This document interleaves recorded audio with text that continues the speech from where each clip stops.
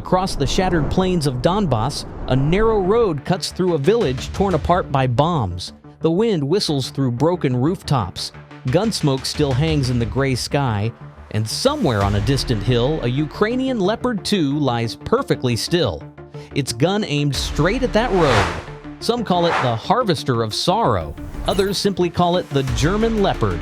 But for anyone who has seen it fire, there is only one word: terrifying. Today's story is not just a battle, it is a lesson in technology, tactics, and the fragile limits of human survival in modern war. The battle begins near Pokrovsk, where Russian forces are trying to seize a key hilltop. Their convoy must pass through a ruined village, a single narrow road twisting through rubble. On the battlefield, soldiers have a name for that: a kill zone, where everything can go wrong in seconds. And as expected, Ukrainian FPV, or first-person view drones, were already waiting. A sharp explosion shatters the air, the lead tank is hit and blocks the road. The rest pile up in smoke and confusion. At first glance, it seems like another routine ambush. But look closer. The leading tank does not burn. It stands exposed, taking hit after hit, yet refuses to explode. Drones dive, detonate, and bounce off its armor like rain. After the battle, Ukrainian troops tried to destroy the wreck. It wouldn't burn. When the Russians finally pulled it back, they found the truth. The tank hadn't been killed by drones at all. It had stopped because its transmission broke. A tank that survived dozens of direct hits and remained almost intact soon became a legend online. They called it Achilles Shield, and that is the irony of modern war. In an age of precision weapons, sometimes improvised solutions outlive high technology, not because they are perfect, but because they are unexpected. Look closely at this monster. Its hull is draped in chains and steel cables, swinging like metallic dreadlocks. When a drone approaches, the warhead detonates early, wasting its energy before touching the armor. Inside that cage sits a second metal box packed with wooden logs. It sounds absurd, but wood absorbs blast and fragments, a natural shock buffer.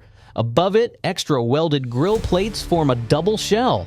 Inside are electronic jammers with 11 channels, thermal cameras, and even a compartment for infantry. The strangest part? The commander doesn't sit inside the main turret. He sits in an external pod, controlling the vehicle through cameras, like a gamer in an internet cafe, but surrounded by real fire. A design half born of engineering, half born of desperation. Yet in Donbass, that kind of madness can buy you a few more minutes of life. Protection buys time, not immunity. Without mobility, armor becomes a coffin. In modern warfare, every shot, every drone, every shell is brutally accurate. There is no such thing as invincibility, only reaction time. Thick armor, metal cages, or jamming systems buy seconds, not safety. Once a vehicle stops moving, even the strongest armor becomes meaningless. Mobility is the soul of the tank. A tank lives only while it moves, changing position, taking initiative. The moment it stands still, no matter how thick its steel, it becomes a coffin for its crew. That saying is not theory. It is a truth written in blood, smoke, and steel across Donbass, where every burned-out tank tells the same story. Armor may save you once, only speed saves you twice. The Russians quickly copied the idea. 4 Achilles Shield tanks led a new armored column, a parade of iron rolling across gray fields. But the lead mine-clearing tank crawled at only 10 kilometers per hour, too slow to attack, too easy to track. Above them, Ukrainian drones recorded every move. Far ahead, a Leopard 2 repositioned quietly behind trees, its cannon aimed at the only road the convoy could take. Inside, the gunner muttered a single phrase: "When they're in range, we harvest." The moment the convoy entered range, the Leopard opened fire. Each tungsten DM-23 round flew like a spear of light, tearing through cages, slicing metal, igniting wood and smoke. The Achilles tanks were stripped bare after just a few volleys. One burst into flames, another lost its tracks. Infantry clinging to the armor panicked and fired blindly into the haze. Those who turned back hit mines. Those who stayed were destroyed. The battlefield became a field of fire and harvest. and the name Harvester of Sorrow was no longer a metaphor. In modern war, speed and initiative mean survival. A delay of minutes can mean death, a lesson the Russians learned at the cost of dozens of machines in less than half an hour. Then suddenly, silence. The Leopard stopped firing. No explosions, no movement. Perhaps it had run out of shells. A Leopard 2. A 4 carries at most 42 rounds. This battle had consumed nearly all of them. But the fight wasn't over. Ukrainian artillery locked onto coordinates. FPV drones swooped down on the survivors.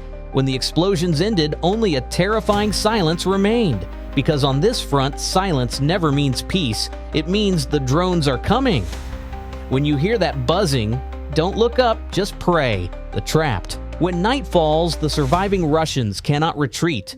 Orders from their commanders are clear. Advance.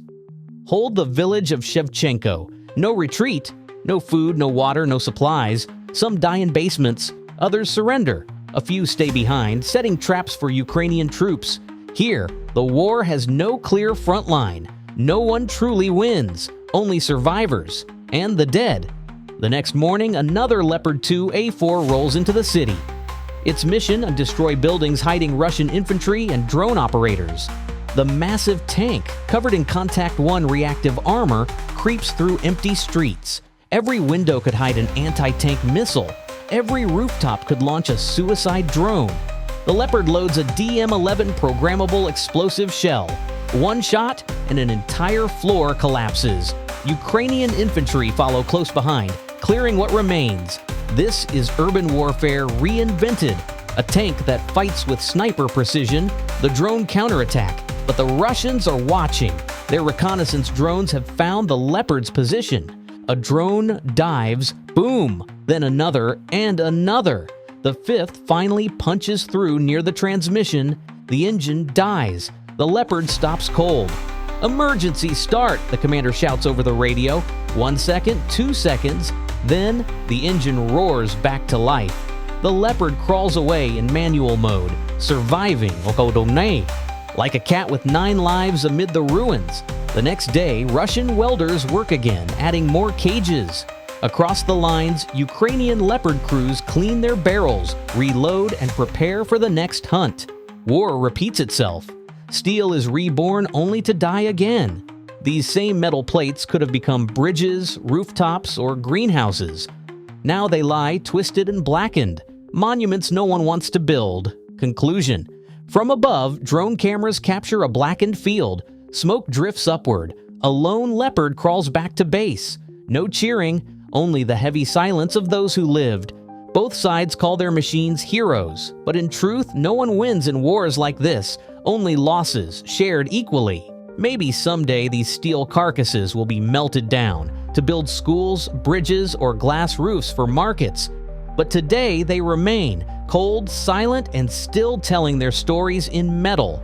On the 14th of September 2019, a swarm of drones and cruise missiles struck the Abqaiq and Khurais oil facilities in Saudi Arabia, the largest processing center on Earth. In just minutes, 5.5 million barrels of oil per day vanished from the global market, sending prices soaring nearly 20% overnight. The Abqaiq attack revealed a chilling truth. Cheap weapons can cause trillion-dollar shocks. With only a handful of drones costing tens of thousands, a nation's energy lifeline can be crippled. Compared with later strikes on Russian and Ukrainian infrastructure, the scale may be smaller, but the lesson is the same. In the age of drones, every concentrated energy hub is an easy target. If you've made it this far, remember, these are not just YouTube clips. They are real moments with real people, real blood, and real fear.